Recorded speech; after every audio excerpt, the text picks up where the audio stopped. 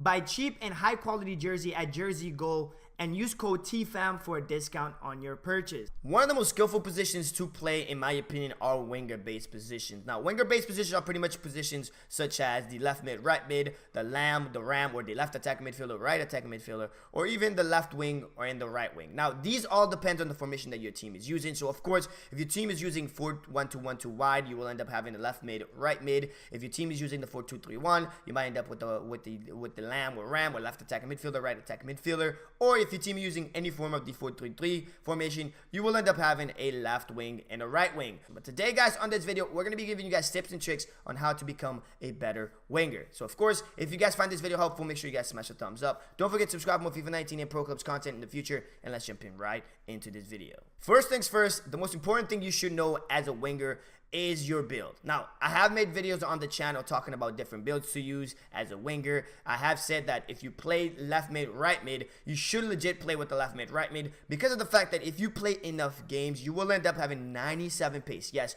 you have heard me right. The fastest player in the game is the left mid, right mid, 5'6" to 5'5", 121 to 149, and then making sure you put your pace traits on. You will legit have 97 pace if you have played enough games. And now I know I'm going to get this in the comment. How many games do you need to get that 97 pace? I'm pretty sure you would have to play about 700 to maybe 800 games in the left mid, right mid spot, or play in an offensive position to get that 97 pace. That 97 pace is going to be very, very, very crucial for you to attack. So keep that in mind. So that's what I would suggest. Now, if you're playing left attacking midfielder or right attacking midfielder or ram in a 4-2-3-1, I would highly suggest play with the cam and just making sure you put your traits properly. Now, of course, all the builds are on the channel, so you could use the cam build, maybe, and you can use the left mid, right mid build. But one of my things that I do a lot when I play winger is if I am playing left wing, right wing, I know it sounds weird, but if I'm playing left wing or right wing, or even lamb and ram, I go as a striker. Why? Because that is the play style that I like playing. I play more of an offensive winger, so I will legit try to shoot. I will legit try to come inside and shoot the ball. So I will legit play with my striker build. Now, I wouldn't go with my tallest striker build. I would probably go with the shorter striker build, maybe a 5'10", maybe even a 5'8", to get more pace and more agility on the wing. So whatever build you pick, guys, it's going to be based on your play style. Again, if you want more pace, play with the left mid, right mid build, 5'5" to 5'6", 121 to 149. You will legit have 97 pace, as you guys can see on the screen, if you played enough games. You can play with the cam build if you want more passing. I would highly suggest you, if you're playing ram, play with this build, because this will pretty much be a balance between pace, passing, shooting, and pretty much you have everything. This is an all-around winger build, in my opinion, and that's why I suggest this a lot. But again, it's up to your play style, so that's why when I play winger, I will play with a striker if I'm playing left wing, right wing, because of the fact that I will come more inside and more be direct in trying to score goals. But those are the tips for the builds that you should use for a winger. Now, next tip is going to be skill moves. What skill moves should you learn to play on the winger? Obviously, everybody knows that as a winger, you should learn a couple of skill moves to give you edge over your position. Now, when I'm talking about skill moves, I'm not telling you to go out there and start spamming skill moves, because one, your teammates will get annoyed. Two, you will lose the ball a lot. So if you don't know what skill moves you're doing, don't do them, because one, your teammates are really going to get annoyed, and that's really, really annoying. I hate playing with wingers. They just spam skill moves and they don't know what they're doing. So I'm going to give you 3 skill moves, or at least you pick 3 skill moves that you like doing, that you think is effective, and use them. In my opinion, the 3 skill moves that I would pick if I had only 3 skill moves to pick would be the ball roll, would be la coqueta, and would be the heel-to-heel flick on the wing. Now, why are I pick these skill moves? One, the ball roll is very effective one-on-one if the defender is coming right in front of you, and pretty much that's pretty simple to do. All you're doing is pretty much holding towards your left or towards your right of your body with the right stick, and you will be able to do it. And another skill move that's very effective is La Coqueta. La Coqueta, obviously, everybody knows it. It's the most overpowered skill moves in the game. You can spam it from the wing to cut inside for a pass to your cam or to a striker. You can do it to the outside and get a R1X to the box for your striker, or even do a triple cross on the floor, which is very overpowered as well as a winger that you should learn. And of course, the third one would be heel-to-heel flick. Now, the heel-to-heel flick is another skill move that I don't see a lot of people using, but is very, very overpowered. You can spam the heel-to-heel flick, and pretty much a lot of people will not expect you to keep doing it, and it'd be very, very overpowered for your team to get spaced up, especially on the wing. If someone's right next to you and you think they're gonna catch up with you, heel-to-heel, bang, you're gone. It's very, very effective.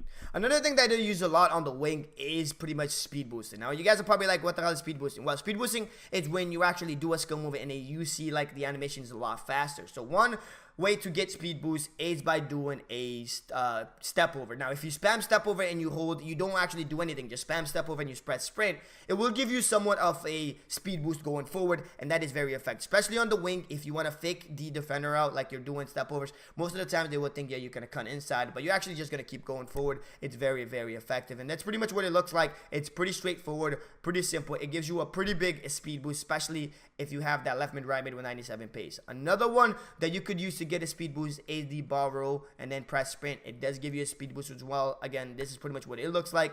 But you can pretty much practice these in the practice arena to kind of master it into your game. You can also do La Coqueta speed boost, but it's not as fast. I would suggest you stick with the step over speed boost or the ball roll speed boost because you can do them anywhere on the pitch. I'm pretty sure there's a lot more skill moves out there that you can get speed boost from. But pretty much anytime you do a skill move, if the ball's going forward still, you can pretty much press sprint and you will get that speed boost a little bit, and that will add more advantage to your skill, to your game. But you can also most of the times you can also do a speed boost skill moves like the ball roll, and then right away go ahead and press do a fake shot, and then you will get a speed boost right off of that fake shot if you were to press sprint. Obviously, don't hold sprint, but if you pretty much do a step, do a ball roll, do a fake shot right away, and then you go ahead and press sprint, you're gonna get a speed boost off of it, and this can be very deadly for a winger. One of the things that I don't see wingers do as often is shifting to a different position to be in a better position for their teammates. What do I mean by this is, if the ball's on the right wing and the right wing has the ball and the striker shifting over to create a triangle with the cam, the right wing, and himself, you should be shifted over and creating another triangle between you, the striker, and the cam. Now, why do I say you should shift over? One, it will help your team control the ball better. Even though you are a winger, you should come inside if your striker is not in the middle, especially to create more space for your overlap. You can have your left back overlap, or you can have your center attacking midfielder overlap. It's the same thing if the ball's on the left wing and the right winger doesn't shift over. You should shift over because one, you shift over, you create a triangle between you, the striker, and the cam. The striker is creating a triangle between the left wing, the striker, and the cam. But at the same time, you can have the right center mid overlap you, or you can have the right back overlap you for a more creative offense. Being creative on offense is very important. So paying attention to your radar and seeing what's going on is very important.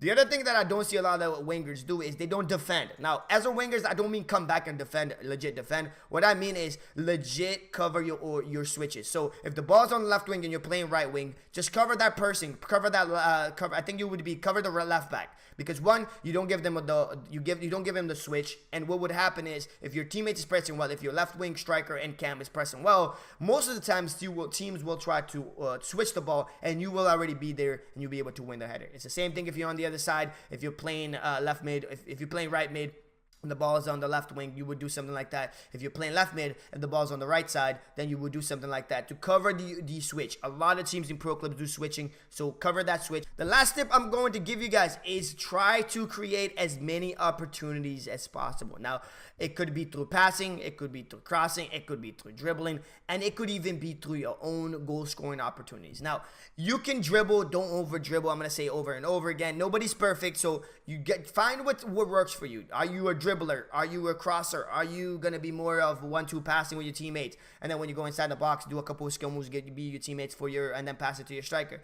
Are you going to be more of a finisher? When I play as a winger, I am more of a creative finisher, I would say, because one, I want to connect with my striker, one, I want to connect with my cam, but I also want to be able to get in the box and get some shots, because I don't want just my striker to get shots, because one, if he's the only one shooting, then the team is going to be lopsided. So as a winger, you should try to get some shots, but I mean mainly if you're playing Lam or Ram, you should be getting shots a lot. But as a left mid, right mid, you shouldn't be getting in the box as much. You could get in the box for some overlaps, but don't get in the box a lot, because one, your teammates might get annoyed with you. But if you're playing left wing, right wing, that would be pretty much push into the box and create more havoc for the opposition. And also, if you're playing Lam or Ram, don't just stay there and play more of a cam and just create. Lam and Ram should also be able to score. So if you're struggling in the goal scoring department or you don't know how to finish, make sure you practice it. Practice wouldn't be key, because as attacking midfielders, you're not there just to create. Yes, your main job is to create, but you should be able to score some goals to kind of take the pressure a little bit off of your striker. It would give your offense pretty much I would say more presence on the opposition's box if you're as a ram or a left wing, right wing, you're going into the box, because now your left back, their left back or right back would have to cover you, and that will leave someone open in the box. Or most of the times, if you do skill moves in the box, you might even get a PK. So attack that box if you're playing ram or ram or left wing, right wing, but don't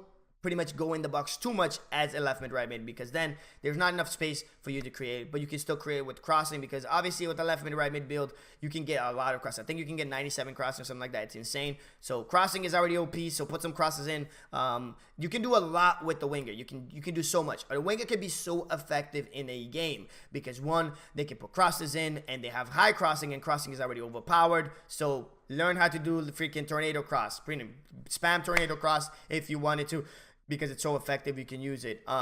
Passing, you have high passing, you should be able to beat them. If you're playing with the left mid, right mid, you have 97 pace, you should be able to run behind the defense. Use the 3 skill moves I told you guys: ball roll, coqueta, and heel to heel flick. And use speed boosting when you need to beat opposition. It's gonna give you an edge in a lot of cases. That is it for this video, guys. Of course, if you guys have any tips that you guys would like to share with wingers on the community, make sure you guys put them in the comment section below. That will be much appreciated. Of course, if you guys find this video helpful or you enjoy it, make sure you guys smash the thumbs up. Don't forget to subscribe for more FIFA 19 Pro Clubs content in the future. And don't forget, guys, we stream over on Twitch, twitch.tv/FIFA Trickster, Monday to Friday, 6 a.m. Eastern time. We'll be playing with viewers, so if you guys want to level up your player or you just want to play pro clubs in general, come through.